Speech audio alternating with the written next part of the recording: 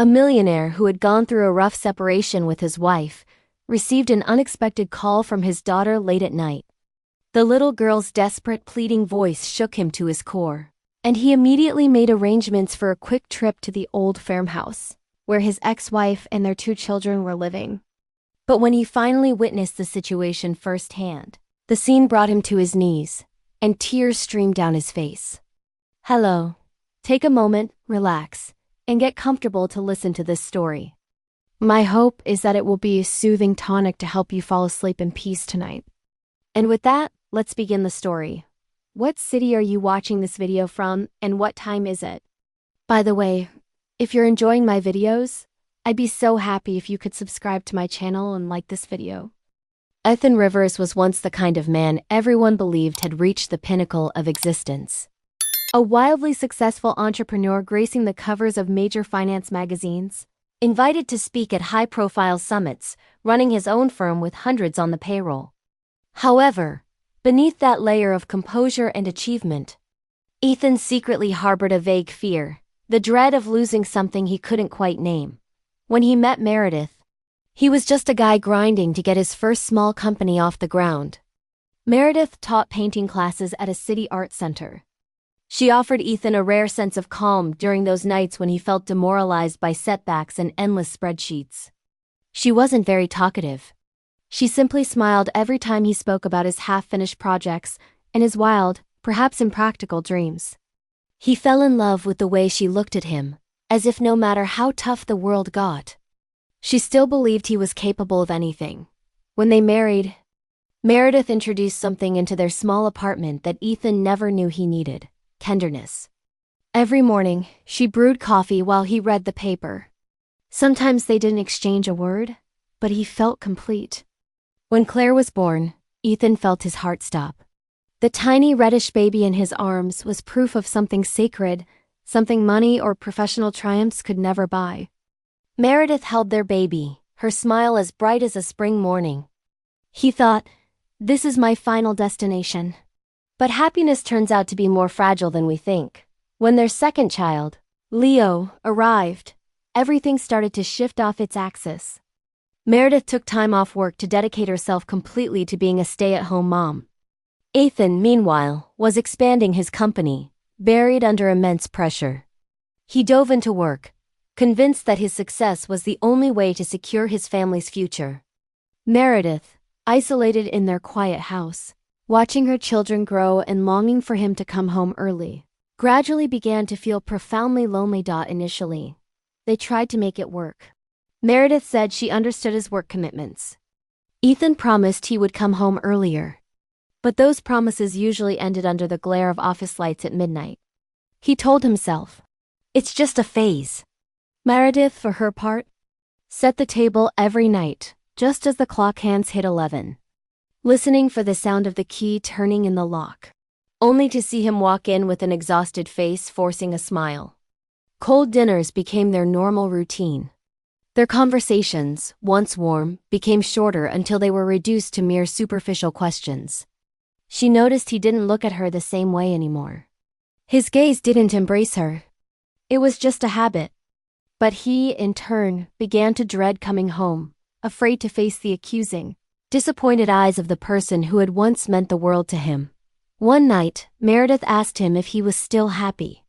He remained silent for a long time before answering, "I don't know anymore." That seemingly harmless statement was the first cut that tore the delicate connection between them. After that, they stopped fighting. But they also stopped talking completely. Ethan dove even deeper into the grind, as if success could plug the gaping hole in his heart. He began taking extended business trips, spending less and less time at home. Meredith changed to less talkative, less laughter. The light in her eyes began to dim. He either didn't notice or deliberately chose not to see that she was exhausted. Not just physically but spiritually. Then one day, Meredith carefully folded her clothes, packed the kids' belongings, and left a separation agreement on the table with a short note: "I can't live like this anymore." Ethan read it and sat there paralyzed. No anger, no guilt, just an overwhelming fatigue running through his body. He signed the papers so fast he didn't even understand why.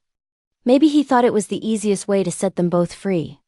When Meredith left the city, taking Claire and Leo to her parents' old farmhouse in the Midwest, Ethan stood on the balcony watching the car disappear. He convinced himself that everything would be fine, that they both just needed time to find themselves.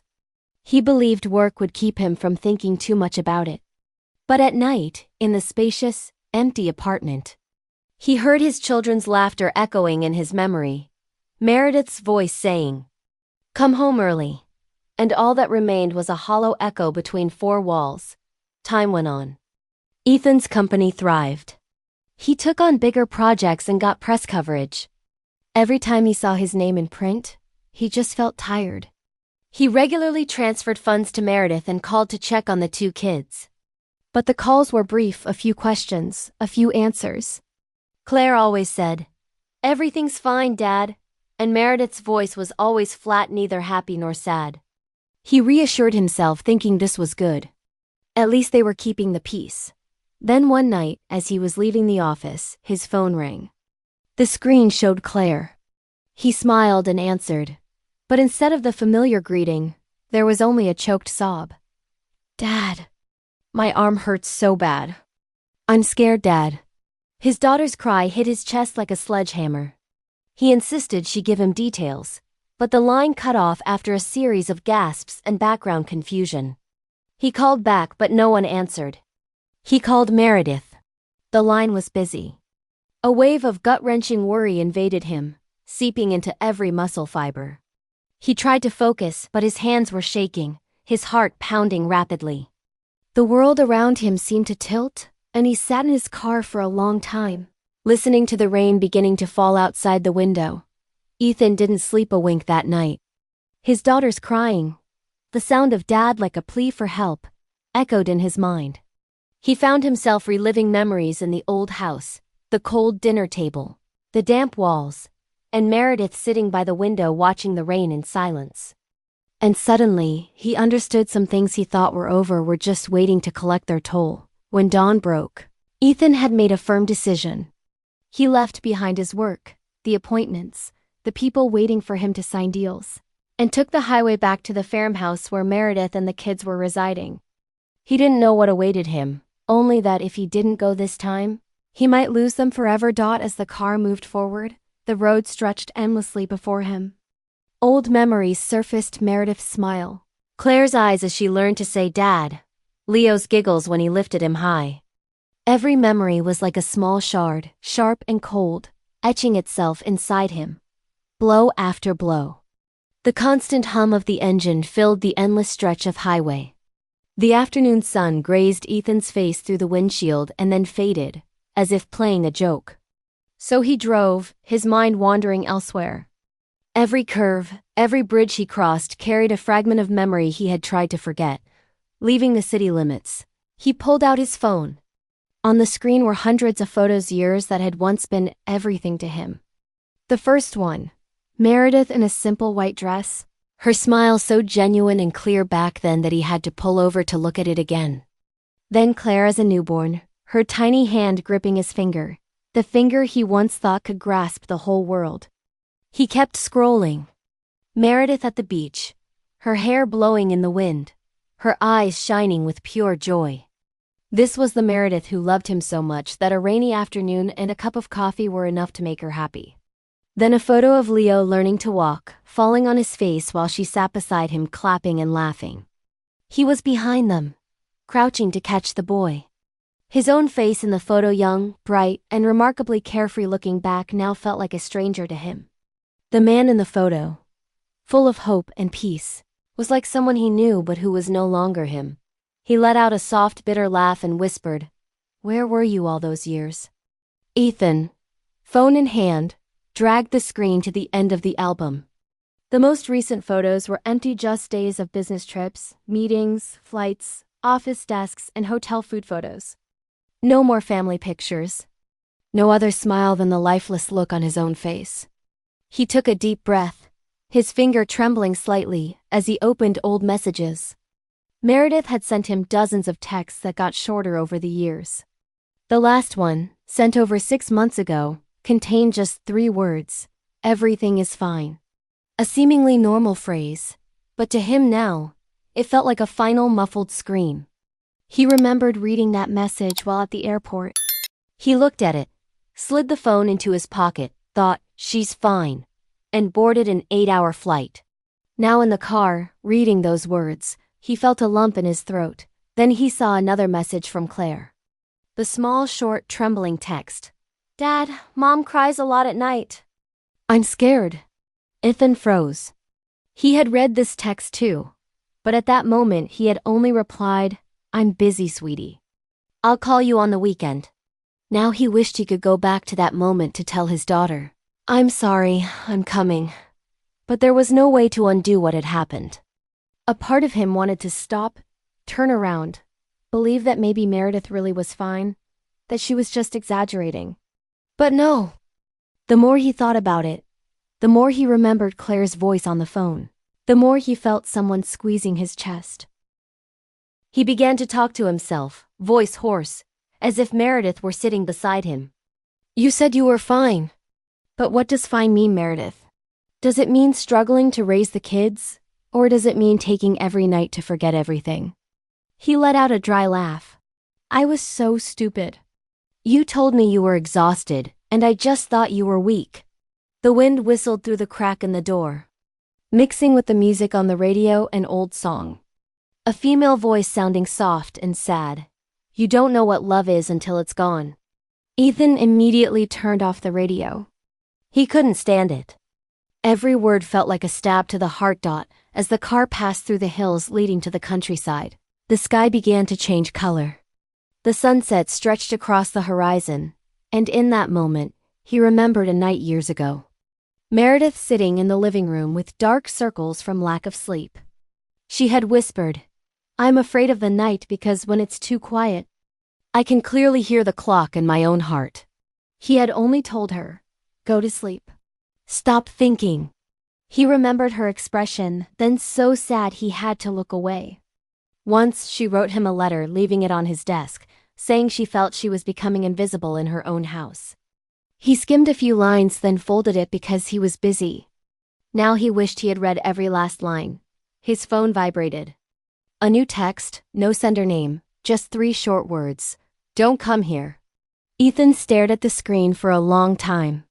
He knew that tone, how Meredith wrote short sentences when she was hurt. He read it again and again. Once, twice. With each reading, his gut felt heavier. If it were the old him, he probably would have stopped. He would have thought, "She doesn't need me anymore." But today, he no longer believed in "I'm fine" or "don't come." He knew that sometimes people say no because they fear the other person really won't show up. He gripped the steering wheel, looking ahead. "Meredith, you can despise me. You might not want to see me. But I have to come. I have to know what's happening. Please." The rain began to fall, heavy drops drumming against the car window. He slowed down, wiped the glass, and let the memories flood him. Meredith once said rain made her feel better because, when it rained, people could cry and no one would notice. He had laughed then, calling her eccentric. Now he understood. Maybe over the years, she had cried so much she had no tears left. He reduced speed as the road narrowed. The landscape on both sides changed, cornfields stretching out, the smell of damp earth, and the cold mountain wind entering. Every mile of road he traveled was a memory returning small pieces of his shattered marriage. Every glance he had dodged. He saw the image of Meredith from their early years of marriage, standing in the sun, her shirt stained with paint, laughing because she had messed up a brushstroke.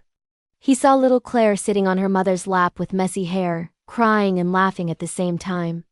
He saw Leo's first wobbly steps, falling and then laughing out loud. Everything came back like an old forgotten film reel, now playing in slow motion, painfully clear. The last light of day faded, and the road ahead began to change color, the color of earth, of memory, of something very real. He rolled down the window. The cold wind hit his face. The smell of the fields, of hay of the past seeped into every breath. "You can tell me not to come," he murmured. "But I've traveled too far to turn back now." The car turned onto the small dirt road leading to the farmhouse. The sun was completely gone, only a trace of twilight in the sky. In the blurry darkness, Ethan saw a small figure at the end of the road. A little girl carrying her younger brother, her fragile form framed by the tall cornfield. He blinked. He knew that figure well, Claire.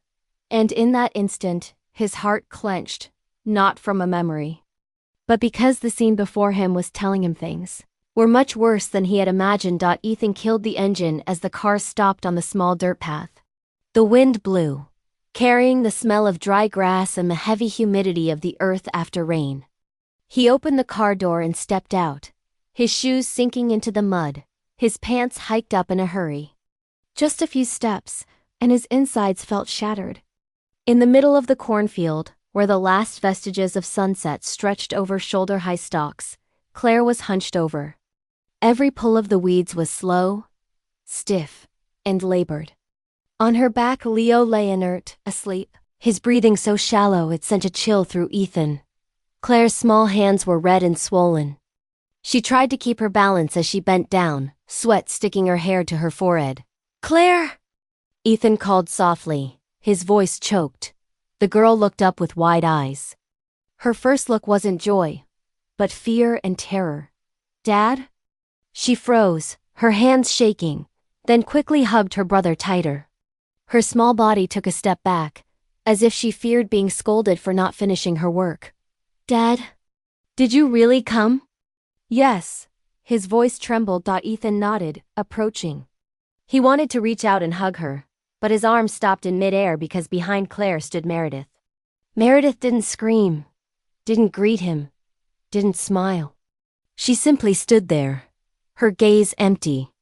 Her eyes were red, her voice raspy and dry. "You didn't have to come. I told you." Ethan stood in silence, his breathing heavy. He looked around. The field was dry and cracked. Some tools were thrown haphazardly. A bucket of muddy water, broken corn stalks. It didn't look like a farm. It looked like a combat zone, and his children were in the middle of that conflict. Meredith. "What is going on?" he asked softly, trying to maintain composure. She laughed, a twisted, broken sound. "What is going on?" "Nothing. Just life. What you left behind and what I had to learn to endure." The statement stunned him. Claire lowered her head, gripping the hem of her shirt while Leo stirred in his sleep. Ethan knelt, gently touching his daughter's hand, small fingers swollen and scratched. He spoke softly. "Does it hurt?" Claire shook her head, answering quickly. "No, Dad. I'm used to it. Used to it. Don't. Ethan repeated, his voice cracking. "A child shouldn't be used to this." "Claire!" Meredith stepped forward, snatching the bucket from her daughter's hand. "Yes, she's fine.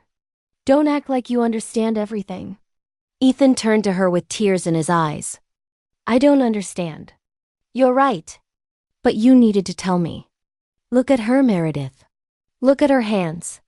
She interrupted him, cold as stone. "You have no right to speak anymore. You left. You left, Ethan. You chose your career over us. Now you come back thinking a little pity will fix everything?" "No, I'm not pitying anyone," Ethan said slowly, his voice low. "I regret it." At that moment, the wind seemed to cease.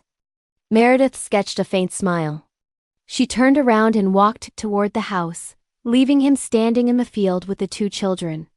Ethan leaned down and lifted Leo off Claire's back. The boy was light as a feather, his breath weak. Claire looked at him, her lips trembling. "Mom is very tired, Dad. She cries a lot. I help her, but she doesn't get happier."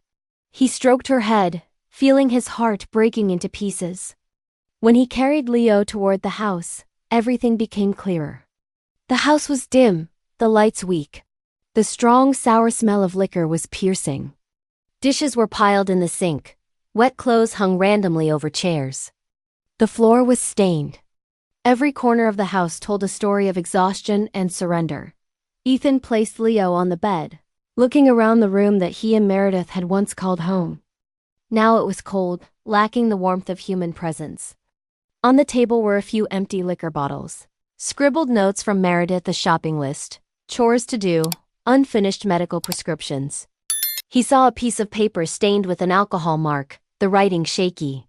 Sometimes I just want to disappear. Meredith entered and sat silently by the window, avoiding his gaze. Her eyes were fixed on the outside, where the rain was beginning to fall. Ethan wanted to say something, but his voice failed him. He could only sink into the chair opposite her. After a while, she spoke, her voice deep and tired. Why did you come? To prove I was wrong to leave? Or to see how dirty this life is so I can't handle it? No, he answered. I came because Claire called. Because I heard my daughter crying and I couldn't stand that feeling anymore. She turned, a flash of anger in her eyes. You heard her cry? Do you know how many nights she cried and no one heard her? How many nights I had to console her and myself while you were... who knows where? Ethan remained silent. For the first time, he didn't try to justify himself. He spoke so softly it was as if he were talking to himself. I know. And that's why I came back. I didn't come to judge anyone or save anyone. I came to take responsibility. Meredith looked at him for a long time. Then in her eyes, that faint old light seemed to flicker momentarily, then faded. She turned away, her voice softening. Responsibility, huh? You're very late. Ethan stood up and approached. Maybe, but better late than never. I can't abandon my children. Abandon you. Not one more time. She let out a dry laugh laced with alcohol. You don't understand. Some cracks can't be sealed. Like the dry earth outside, you can pour all the water you want. It won't put itself back together. He replied, his voice soft but resolute. I don't need the earth to put itself back together immediately. I just want to stay and tend to it every day until the grass starts to grow again. For the first time, Meredith didn't answer.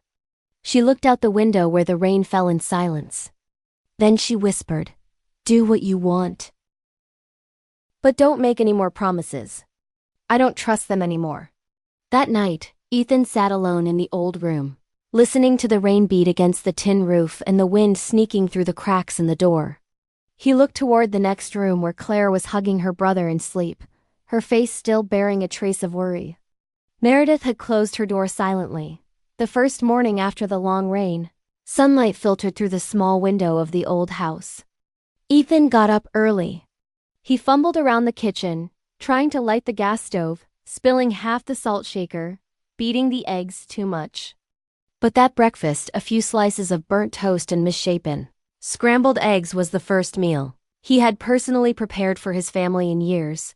Claire sat at the table looking at her father. Dad, do you really know how to cook?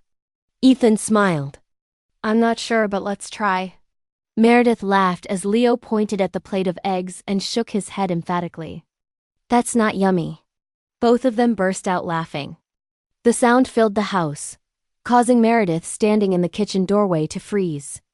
She said nothing, just watched, her gaze softening as if someone had gently soothed the anger in her heart. All morning, Ethan didn't utter a single apology, but he worked nonstop. He cleaned the kitchen, changed light bulbs, and scrubbed the floor. Meredith didn't ask him to, nor did she stop him. When he fixed the dripping water dispenser, Meredith said quietly, with a small voice, That container leaks. I was going to throw it away. He nodded. I can fix it. At least let me be useful for something around here. The simple statement made Meredith stay silent for a long moment. In the days that followed, the atmosphere in the house gradually changed. Not through grand speeches, but small details. Ethan got up early to cook breakfast. Meredith began to allow it. She no longer avoided him, no longer maintained that icy silence.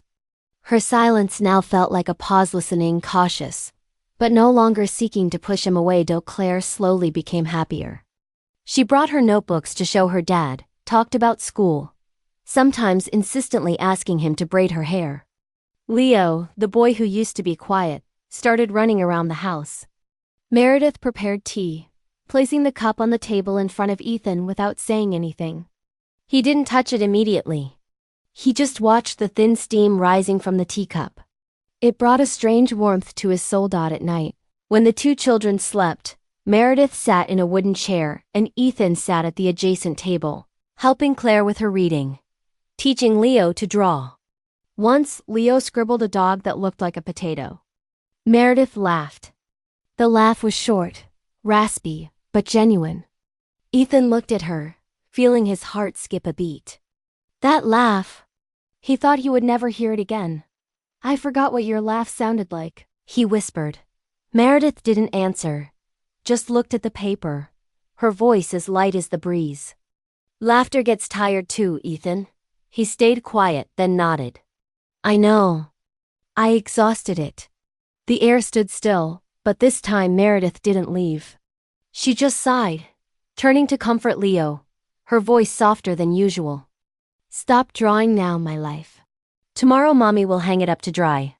Ethan realized that people don't need grandiose declarations. Sometimes simply not turning your back is a form of forgiveness. In the afternoons, he followed her to the fields. Meredith taught him how to weed, cut dry leaves and haul hay. Ethan was clumsy, out of shape. His hands developed blisters. Meredith saw them but didn't comment. Claire once slipped and fell, splashing mud everywhere.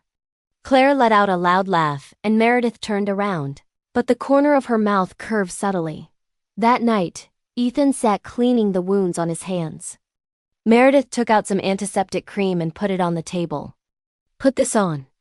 The mud from the field causes infections easily. He looked at her, saying softly, Thanks, Meredith.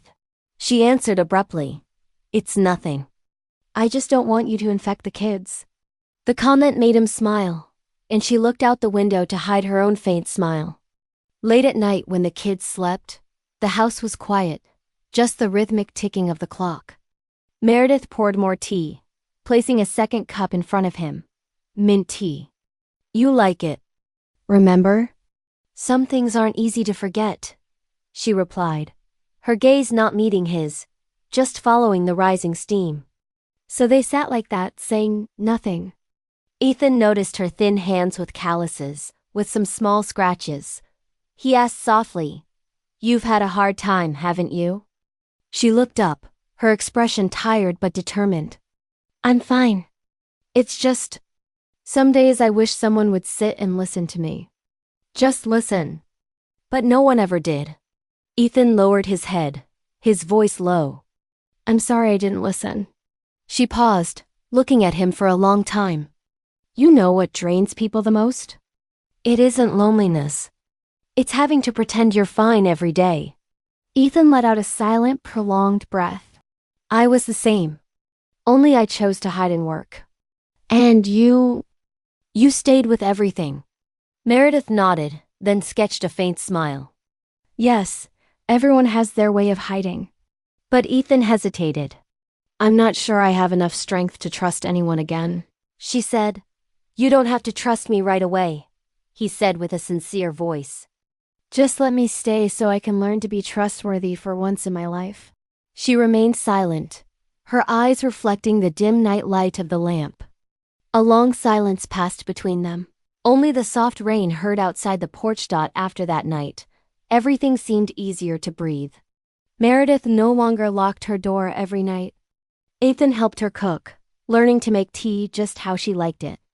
Claire read stories with her dad, and Leo was lulled to sleep by his mother's soft, husky singing.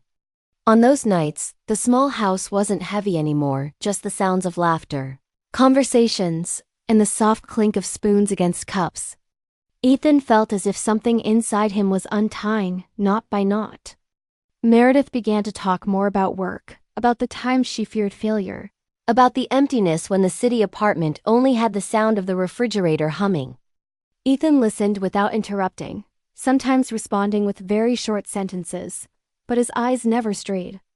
In his gaze, there was something akin to the dim glow of an oil lamp, fragile, but real. One night, while they were clearing the table together, Meredith said unexpectedly, Claire said that if you stay here a little longer, she probably forgets she used to be afraid of sleeping alone. Ethan smiled. I'll stay longer. As long as necessary. Meredith paused, looking at him.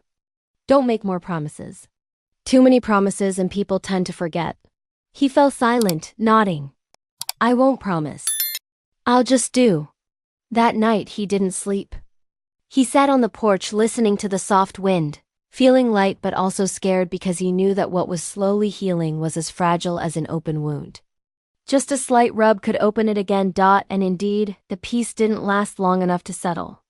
The next morning, Meredith was folding Ethan's clothes to wash. In his jacket pocket, she discovered a plane ticket.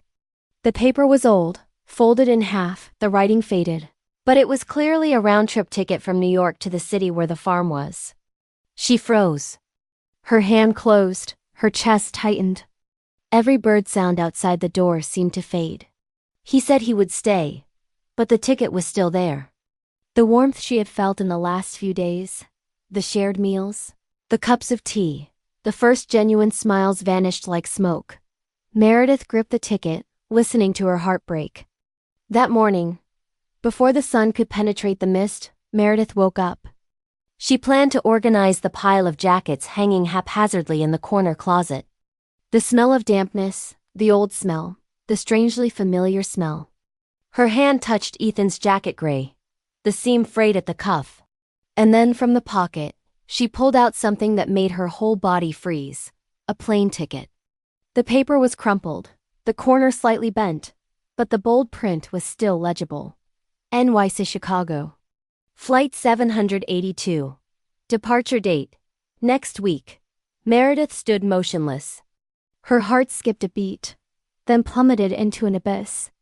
Just a thin piece of paper, but heavy enough to shatter every ounce of trust she had been painstakingly rebuilding.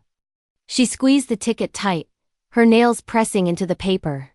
In her mind, memories shattered, the shared meals, the afternoons he taught the kids to draw, his hand catching her when she almost slipped in the field, his quiet laughter drinking tea the night before.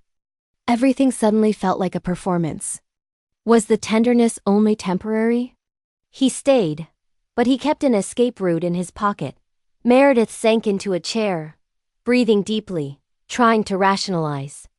Maybe he forgot to throw it away. Maybe it was an old ticket. But reason couldn't overcome the scream of her heart. She felt transported back to the darkest period of their marriage. The days of waiting, the agony, the unanswered text messages, the sound of the door closing when he left without looking back. She put the ticket in her pocket, but all day, everything felt meaningless. Claire asked what she wanted for dinner. She didn't hear. Leo pulled on her skirt. She didn't react. Ethan, on the contrary, felt relieved, thinking things were improving. He talked to the kids, tidied the yard, played quiet music in the kitchen, occasionally glancing at Meredith, seeing her quiet but not speaking. He thought maybe she's just tired. In the evening, when dinner was served, Meredith simply sat there with her eyes fixed on the plate of cooling food. Ethan sat opposite her and asked gently, "What's wrong? Is something wrong?" She didn't answer, just took a bite, chewing slowly. He leaned in, trying to joke. "If my cooking is that bad, just tell me so I can learn to do it better." Meredith looked up, her eyes cold. "You always think everything is that simple, don't you?" Ethan froze, the joke dying on his lips. He stammered, "I don't understand." "Exactly. You never understood," Meredith said, her voice even, not raised. "You never understood what you left behind." The air turned dense. Claire silently pulled Leo away from the table. The two children ran out quietly, understanding the adults were about to fight. The house was left with just the two of them, wrapped in the silence Ethan feared most. Meredith got up, walked to the bedroom, and returned a few minutes later, placing the plane ticket on the table. The paper spun gently in the slight breeze, then lay still between them. Ethan looked at the ticket, then at Meredith. He understood instantly. His throat was dry. "Meredith, I can explain." "Explain?" She let out a soft, broken laugh. "What are you going to say?" "That the ticket is just a coincidence. You know you forgot to cancel the flight, but actually, you were ready to leave at any moment, isn't that right?" Ethan said quickly. That's the ticket I bought before coming here. Well, I'm not going anymore. I forgot it was still in my jacket. You forgot it? Meredith let out a laugh. It was thin, sharp as a knife. Like when you used to forget to call home? Forget the kids' birthdays. Forget you even had a family. Ethan wanted to defend himself, but nothing came out. She continued. Do you know how I felt when I saw this ticket? It was like being dragged back to the past where I sat waiting, where I believed that with just a little more time you would come home. But you never arrived. You always had an excuse. She clenched her fists, trying to maintain composure. Meredith, this time is different. She looked at him, her gaze icy. It's not different. You always said it would be, but in the end, I was the only one who had to change. And I had to understand, to endure, to forgive, to trust. And you could just leave. Ethan sat down, his voice hoarse. I know I messed up. I don't expect you to trust me right now. But don't let a ticket, something meaningless to me, destroy everything we've just started to rebuild. Meaningless to you. But to me, it's everything, whispered Meredith. Because it reminds me that people never really stay if they still have an escape route in their hand. Neither of them spoke again, only the faint, cold sound of a spoon falling to the floor. Ethan looked at the ticket, feeling helplessness spread through him. He wanted to take her hand, but he knew if he did, she would pull away immediately. Night fell. Meredith cleared the table alone. Ethan stood on the porch looking at the two children sleeping in their room, listening to the wind whistle through the window frame. Every sound evoked the empty years in the old apartment where he once thought he had everything. For the first time, he was afraid of himself, afraid of the way he always let things drift until it was too late. In her room, Meredith sat curled up on the bed, the yellow light catching her pale face. She looked at the ticket in her hand, her thumb tracing the words departure time. Each letter felt like a cut. She thought of the recent days, him cooking, him playing with the kids, him washing dishes without complaining. Those small actions had led her to believe the man from years ago had really returned. But it turned out he was still the same person, the one who always had a backup plan to leave. Meredith didn't cry. She had no tears left. She just felt empty and scared that the nascent trust inside her would snuff out like a candle in the wind. Outside, Ethan was still awake. He sat by the window watching the light from Meredith's room filter through the crack in the curtains. His hand trembled. He wanted to knock on the door, say something else. But finally, he just sighed. I should have thrown that ticket away a long time ago, he murmured to himself, his voice heavy with sadness. I should have done more than just stay. The house fell silent. Claire stirred, calling softly Dad in her sleep, making Ethan jump. He leaned in and kissed her forehead. I'm here, Claire. Meredith heard him in the next room. And her heart trembled slightly, but she squeezed the ticket even harder. As if it were the only evidence she needed not to give in again. The night crawled slowly. No one slept. The house was submerged in two parallel fears. The fear of losing someone and the fear of trusting again. But near dawn, Meredith opened her eyes, her gaze empty. She went out to the living room, tidying up to ease her mind. The ticket slipped from her hand, fell to the floor, and was carried toward the door by a gust of wind. She didn't realize it until she entered the children's room, where there should have been 2 steady breaths. Meredith froze. The bed was empty. Leo was gone. The back door was ajar. The wind blew, making the ticket on the floor tilt and slide toward the porch. And in that moment, Meredith finally realized, some losses happen so fast that people don't even have time to apologize. Meredith woke fully into the pale gray light of dawn. The house was eerily silent.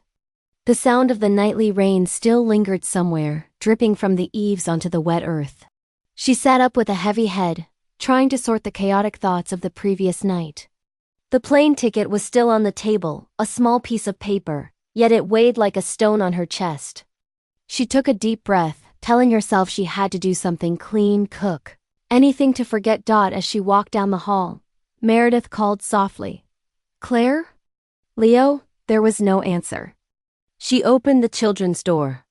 The blanket was folded carefully. Claire was still sleeping, her hair scattered over the pillow. Leo? But the small bed next to her was empty. Meredith blinked a few times, thinking maybe Leo had woken up early to play on the porch. Then she saw it, the back door wide open. The wet ground outside covered in small footprints leading away. Leo! Her voice burst like a punch in the air. Claire woke up startled and began to cry upon seeing her mother running outside barefoot, with soaked hair, screaming her brother's name in panic. Leo! Where are you? The morning wind howled, carrying her screams. Meredith ran down the dirt path through the field, her feet sinking into the mud, slipping, then getting up again. She ran panting, the sound of her heart beating echoing in her ears mixed with the terror tearing at her soul. Images flashed in her mind like knives cutting, the time she had scolded her son because she was too exhausted. The nights she let him play alone outside. The nights she was drunk lying motionless while he called her quietly by the bed. Every memory became a needle piercing her palm, making every breath heavy. When Meredith reached the edge of the field, she saw Leo's small sandals caught in a tuft of grass. Leo, not far from there, she heard the gurgling of water. The creek crossing the field was high, the current strong after the rain. She rushed over, screaming. Leo! There was no answer. Only the sound of churning water. Meredith threw herself into the freezing creek, the water splashing her face, choking her, but she kept groping, her hands fumbling in the murky water. Her nails tore, her knees hit rocks, but she didn't stop. Then, in her desperation, a hand grabbed her shoulder and pulled her back. Ethan had just arrived, breathing heavily, his clothes soaked. Without a word, he dove in with her, fighting the cold current. Meredith gasped. Is Leo? Is he in there somewhere? Ethan didn't answer, just looked around, his eyes wide with panic. He submerged under the water, disappearing for a few seconds. Meredith held her breath. Then she saw him emerge, pulling a small object, a tiny blue body tangled in the reeds. Leo! Meredith screamed, her voice cracking, her hands shaking violently as she touched her son. Ethan held the boy tight and ran against the current. Meredith close behind, crying as she ran, repeating her son's name like an endless prayer. Leo! Leo, open your eyes. Mommy is here. I'm sorry, I'm so sorry. Back at the house, Ethan laid Leo on the bed. The boy was frozen, his skin white. Meredith tremblingly touched his cheek, her tears flowing ceaselessly. Ethan leaned in, gently pressing his son's chest, breathing into his mouth. Every time he paused, Meredith pleaded, "Don't stop. Ethan, please don't stop." And he repeated the action again and again until the boy coughed softly, then let out a small sob. Meredith cried out, hugging her son tightly, her body shaking as if she had just escaped the abyss. Ethan sat beside them, breathing heavily, his hand still on his son's back, his eyes red. He looked at Meredith, unable to speak. At that moment, there was no resentment, no plane ticket, no unspoken words. Just two exhausted people, soaked, trembling, clinging to the most important thing they had almost lost forever. That night, the rain fell gently outside the porch again. The house was silent, just Leo's steady breathing after his fever broke. Meredith sat by her son's bed, still holding his hand, eyes swollen. Ethan sat in the adjacent chair watching mother and son, his gaze tired but peaceful. Before we continue, please take a moment to leave a comment about this story and rate it from 1 to 10. How are you feeling? If there's anything you'd like to share, I'm always here to listen. I hope you find a moment of peace and reflection as you follow this healing story and its journey of courage and justice. After a while, Meredith spoke, her voice hoarse. You know, I almost lost him because of me. Ethan answered softly, No, we almost lost him. Not just you. She looked up, her gaze empty. When was the last time I heard you say, we? Ethan didn't answer immediately. He stayed silent, looking at his hands. I don't remember either. Maybe the day Claire was born. Or maybe before I forgot how alone you were. Meredith lowered her head, the corner of her mouth trembling. She pressed her lips together not to sob. Ethan stood up, walked over to her, and gently placed a hand on her shoulder. I don't know what I can make up for, but today, when I saw you dive into the water without hesitation, I understood. You never gave up on the people you loved. I, on the other hand, gave up too soon.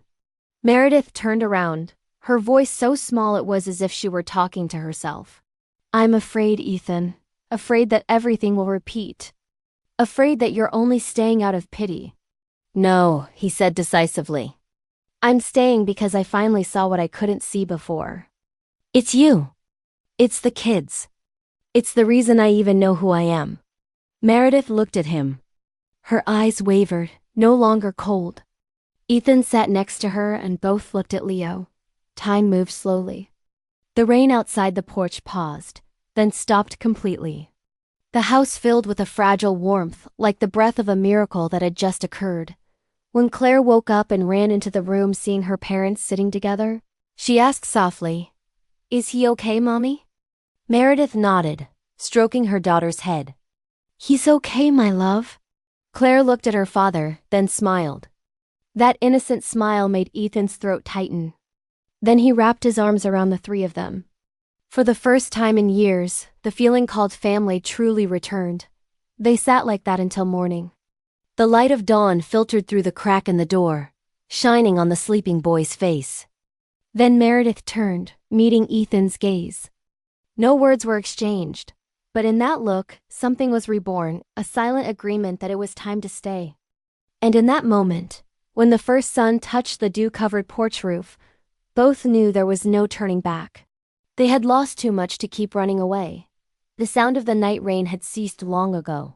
But inside the small house, everything still felt as if it had gone through a fierce storm. The smell of damp smoke, medicine, and the sweat of people who had been scared to the bone mixed together. Meredith sat on the edge of the bed, her hand still resting on Leo's chest as if letting go would make the boy's weak breath disappear again. Ethan sat in the opposite chair, his eyes following every gentle rise and fall of the boy's chest. His hand still holding Meredith's tightly without speaking, without daring to let go. Outside, the wind sneaked through the roof, gently moving the curtains. In the dim lamplight, they sat there, two people who had separated, now sitting together like survivors of a shipwreck. There was no distance, no pride, no accusations. Just exhaustion and something very real, as if they had just recovered something lost long ago. Ethan was the first to speak, his voice hoarse from lack of sleep. I thought if Leo didn't breathe again, I wouldn't know how to go on. Meredith turned slowly toward him, her eyes no longer angry, just deeply tired. You weren't the only one who feared that. Ethan nodded, his voice cracking. I used to think I was strong. But when I saw you dive into the water without hesitation, I understood that the truly strong person all these years wasn't me. She remained silent. A very long silence broken only by the ticking of the clock. Then Meredith spoke, her voice as quiet as a whisper. You know, I once thought that if something happened to the kids, I could never forgive you or myself. But when I saw him lying there, I just wanted one thing, for him to live and for us to stop hurting each other. Ethan looked up, staring at her for a long time as if trying to etch every word into his memory. He only responded with one sentence. I won't leave again. For any reason. Meredith closed her eyes gently, neither nodding nor shaking her head. But for the first time she didn't reject that promise. The next morning, the first sunlight slipped through the crack in the door, touching the faded curtain. Leo slept deeply, his lips now pink. Claire sat beside him holding an old teddy bear, looking at her parents. Mom? Dad isn't going to work anymore. The girl asked softly. Meredith looked at Ethan. Their eyes met. She answered, Dad is staying home with you for a while. Claire smiled, hugged her teddy bear tighter, then leaned in and kissed her little brother's forehead. Ethan watched the scene, feeling his chest soften. He got up and walked to the porch. The sky after the rain was astonishingly blue. Water drops still clung to the wooden fence, glistening in the sun. He took a deep breath, feeling the fresh morning air. Then he turned around, seeing Meredith folding the blanket for Leo. In that moment, he realized he had lived amidst every imaginable luxury. But he had never really felt like he belonged anywhere until now. Day by day, things gradually returned to a normal rhythm. Ethan was home more often. Meredith got up early, made coffee, sometimes even cleaned the kitchen before Ethan woke up. Meredith said nothing, just watched him work. She picked up clothes in silence, and there were no longer liquor bottles hidden in the kitchen cabinet. He began to help Claire with her studies, read stories to Leo. And every night the children's laughter filled the house that had once been terrifyingly silent. Ethan helped her tend the field. Fix the fence, sometimes so clumsily he broke the hoe handle. Meredith noticed but didn't comment. Once he slipped. She let out a soft laugh, a real laugh, light and clear. He startled, looking at that smile like someone seeing the first spring after a long winter. At night, they sat together on the wooden steps, listening silently to the chirping of crickets, the faint smell of grass after rain. Sometimes Meredith read books to the kids, her voice warm and soft, while Ethan sat beside her, occasionally adding an old story. Everything was so simple it didn't feel special. But to them, every second was a small miracle. Something they hadn't known how to appreciate before. Once, after Claire fell asleep, Meredith asked, "Do you regret everything that happened?" Ethan looked into the distance. "I don't regret what I did. I only regret doing it too late." She stayed quiet for a moment, then said, "Maybe everyone has to pay a price for arriving late." He sketched a sad smile. "If I could choose, I would want to pay that price by allowing myself to stay to redo every day I missed." Meredith looked at him, her eyes softening. She didn't answer, just poured him a cup of hot tea. When Ethan took it, she said softly, "Mint tea. You still like this flavor, right?" He nodded. "You still remember. Things like that aren't easy to forget." Both smiled. For the first time, the smile felt firm. In the days that followed, the small house gradually filled with conversation, the sound of the wind, and the smell of baked goods Meredith began to make again. Ethan called to decline several business trips, instead spending time repairing the chicken coop roof and planting some clumps of wildflowers in the yard. Meredith didn't ask why, but she knew. He was choosing to stay through his actions, not his promises. One afternoon, Claire ran to her father, beaming. "Dad, Mom said if the corn harvest is good, next season we'll make cornbread for everyone." Ethan stroked her head. "Then Dad has to help Mom take care of the field very carefully." Meredith was nearby, watching him without saying anything, just smiling.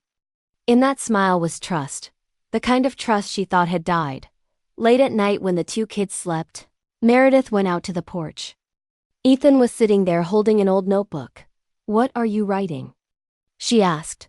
"Things I'm afraid of forgetting," he replied. "And I fear that in the future, if I ever get lost again, at least when I read this, I'll remember why I came home." She looked at him in silence for a long time, then whispered, "I'm scared too. But maybe only when you dare to face fear can you really start again." He turned, meeting her gaze. "Thank you, Meredith, for not giving up on me." She sketched a soft smile. "I haven't forgiven you. I just don't want to live in the past anymore." Ethan nodded, understanding. Both looked at the field where the rain had stopped falling, and the grass was turning green again. In that silence, they didn't need to say anything else. Some things were enough just by existing, the children's breathing in the room, the wind passing over the porch roof, and the feeling that this time they had really found each other. When the first morning light touched the roof the next day, Ethan entered the room and found Meredith preparing breakfast. He smiled, making his own coffee. The quiet atmosphere made him want to stop time. But then the phone on the table rang. A call from his company. His secretary's voice was firm. "Mr. Rivers, the board needs you in New York next week. The new project cannot be delayed." Ethan stood silent, his eyes fixed on Meredith's hand slicing bread. The familiar feeling invaded him again, the choice between work and family, between what he had lost and what he had just found. That morning the sky was crystal clear. as if washed after a storm. Ethan sat on the porch holding a cup of cold coffee. Claire and Leo's laughter echoed outside, clear, innocent, as if the dark days before were just a nightmare that had dissipated. Meredith was hanging clothes, her messy hair catching the sunlight, her movements slow and peaceful. Ethan watched them for a long time. In him, a vague feeling swelled, the kind of tranquility he had spent years searching for in all the wrong places. But just then, the phone on the table vibrated. The sender's name was clear. Robert, his lifelong partner. He read the brief text message. Ethan, we have problems. The investment project in NYC is stalled. If you don't return ASAP, everything is going to collapse. Ethan grabbed the phone, his heart pounding. He knew this wasn't an idle threat. A multi-million-dollar deal, an international contract he had cultivated for years. If he missed this, not only would the company he built crumble, but hundreds of employees would lose their jobs. He sat there stunned. The children's laughter outside suddenly felt distant. Meredith came out, saw him holding the phone, and asked quietly, "Is something wrong?" He answered slowly, "Robert said the company needs me back. Maybe as soon as this week." She stood silent, her eyes slightly lowered. A fleeting gust passed, gently moving her hair. "Are you going?" Ethan looked at the field. "I don't know yet. If I don't go, the company could be ruined. But if I go ... She interrupted him, her voice small but firm. "If you go, you will lose the most important thing again." Ethan didn't react. He felt his throat tighten. "I won't stop you," Meredith continued. "Please, I just hope this time if you really want to save something, don't make anyone wait." The comment hung in the air, light as the wind but heavy as a stone. Ethan didn't answer, just nodded, then turned away. That afternoon he sat in the old room, the one that had been his small office before Meredith moved out. On the desk were papers, contracts, meeting invitations. But in the corner of the desk, the old plane ticket was still there, the ticket that had almost caused everything between them to explode. He picked it up, a crumpled piece of paper, edges slightly curled. The word NVC still barely legible. He stared at it for a long time, then sketched a faint smile, a smile mixed with pain and relief. Ethan took the box cutter from the drawer and slowly cut the ticket into small pieces. The tiny fragments fell onto the desk like pieces of the past being swept away by the wind. He took a deep breath, then dialed Robert's number. "It's Ethan." His voice was calm, strangely unfamiliar even to himself. "You got the news, right?" The voice on the other end was urgent. "We need you, Ethan. You're the only one who can handle this." Ethan interrupted, his voice slow. "I used to think the company was everything. But I was wrong. I can rebuild a company, but I can't rebuild a lost family. I'm not coming back." The line went silent. Then Robert whispered, as if he didn't believe what he heard. "Are you quitting?" "I'm not quitting," Ethan replied. "I'm just choosing to stay this time." When he hung up, his hands were shaking, not from regret, but from fear. Fear of not being strong enough to face the consequences. But at the same time, within that fear was another feeling. Peace. The afternoon faded. Meredith entered the room, seeing him scoop the pieces of the torn ticket into his palm. "Did you just make a decision?" she asked, her eyes searching. Ethan looked up, his gaze steady. "I tore up the ticket." Meredith stared at him for a long time. She said nothing. He approached, taking her hand. "I don't want to go anywhere else," he said. "Today I want to start again right here. Where everything broke, but also where we can put things back together. What do you plan to do?" she asked softly. Ethan took a deep breath. "I want to start a project right here on this land. A place for people who have lost faith, who are about to lose their families, to find themselves again. Just like we did." Meredith seemed slightly surprised, her brow slightly furrowed. "But are you sure? A project like that won't be easy." "I know," he nodded. "But if I can turn my mistake into a place of healing for others, then at least my years of wandering won't be meaningless." She stood silent, looking at him for a long time. In her eyes was the caution of someone who had been hurt, but mixed with it was a small flame of rekindled trust. "Do you think we can do this?" "Yes. No, it's not if we can," he replied, his voice soft but firm. "It's that we must." Meredith lowered her head, looking at his hand holding hers. The calluses were still fresh marks of the days he fixed the fence, tilled the earth, learned to live slowly again. A while ago she wouldn't have believed his words, but now she believed in action more than words. And his action, for the first time, was enough to make her heart flutter. She nodded gently. "If you're really serious, I'll help you." Ethan smiled. "I need you. Not just for this project, but to remind me who I'm doing this for." That night, the family dined together. Claire chatted excitedly about school while Leo hugged the stray puppy that had wandered into the yard. Meredith cleared the table, occasionally looking at Ethan. He was slicing bread for the kids, his demeanor calm, his eyes unusually soft. It wasn't the look of a man burdened by millions of dollars of pressure, but of a father, a husband. A man who finally understood what was worth keeping. When the kids fell asleep, Meredith sat with him on the porch steps. It was pitch dark, only the sound of insects. Ethan broke the silence. "I'll start tomorrow." "Start what?" "I'm going to build a small community center near the field. This will be the first hub for the project. A place for families to find their way back to each other." Meredith leaned against the wall, her eyes looking into the distance. "Do you really think people will believe in that?" He smiled, turning his head slightly. "If someone who had lost all faith like you still chose to stay, then I think many others will want a chance like that too." She remained silent, then smiled a tired but warm smile and said, "Then let's start again. Together." Spring arrived with the smell of fresh earth and laughter spreading across the fields. The house where Meredith and Ethan had silently endured their broken months was no longer silent.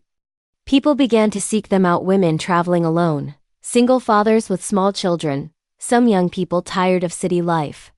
They heard about the Sunrise Haven, a place where a family had shattered but found their way back, and they wanted to try to believe once more. Meredith was the one who welcomed them. She opened the door, her smile unhurried, not radiant, just warm enough to reassure others. She didn't tell her own story. She simply asked, "Have you eaten yet? Or would you like a cup of hot tea?" Then she made tea, poured water, and listened. Everyone had their own reason for coming: a mother whose husband had left, a father who had lost custody of his children, an orphan child who had just left foster care. Meredith didn't tell them she had once been like them. She only shared that there were days she thought she couldn't go on. But then she still woke up, still kept going. Because beside her was someone who wasn't leaving anymore. In the corner of the yard, Ethan was instructing some men on how to plant trees. He explained patiently, his hands covered in mud, his voice deep and steady. "Don't pack the soil too tight. Let it breathe," he said. Then he let out a soft laugh. "Just like people. Nothing can grow if they're drowning." He taught the children to care for flowers, to water them on time, to wait for a small seed to break through the earth. And he told them that growing things is like loving. He told them, it requires a lot of patience. Sometimes you think it's dead, but if you keep caring for it, one day it will turn green again. At noon, everyone gathered around the communal table. The food wasn't fancy, just vegetables from the garden, Meredith's homemade bread, and warm milk that Claire served for everyone. There were voices mixed with laughter and even silence, but it was a comfortable silence, like a deep breath after a long day. People gradually began to call this place by the name they gave it collectively: the Sunrise Haven. The name wasn't chosen by Ethan or Meredith, but by a young mother who had arrived there desperate. "Because this place makes me feel like the sun is rising again," she said. "Like I'm allowed to start over one more time." Leo, from then on, hung a small sign by the door. The lettering slanted but bright, with 3 white flowers Claire had drawn below the text. Claire and Leo became the little spirits of this place. Claire taught the children to draw, showing them how to color dreams they hadn't yet dared to name. She had her mother's talent, patience, gentleness, but with her father's quiet composure in her eyes. Leo ran his muddy little feet, laughing brightly every time he caught a butterfly. His laughter resonated through the yard, making even the most withdrawn adults crack a smile. Ethan occasionally paused in his work, watching the scene. He saw Meredith hanging clothes, the wind blowing through her hair, some gray strands catching the sunlight. He realized that love wasn't something that burst like fire, but something that existed like breath. It is constant, silent, but without it, a person would slowly perish. One afternoon, Meredith organized a small session for those who had been there the longest. She called it the lesson of courage. Everyone had to answer a question. What made you stay? A woman said it was because her son still smiled despite having no father. A father said it was because he realized his son didn't need money, just for him to be present. And Meredith, when it was her turn, paused for a long moment before speaking. Because someone stayed with me when I most deserved to be abandoned. Everyone fell silent. Ethan looked up, meeting her gaze. He said nothing, just sketched a subtle smile. His gentle nod was an answer that needed no words. One morning, Claire received a homework assignment at school. What is family?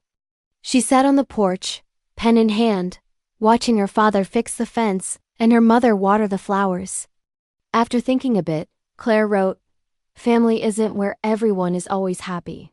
Family is where people dare to stay even when things aren't easy anymore. It's where mom learned to smile again and dad learned to stay home." When Meredith read it, she was speechless. As for Ethan, his throat tightened, his fingers trembling as he touched the paper.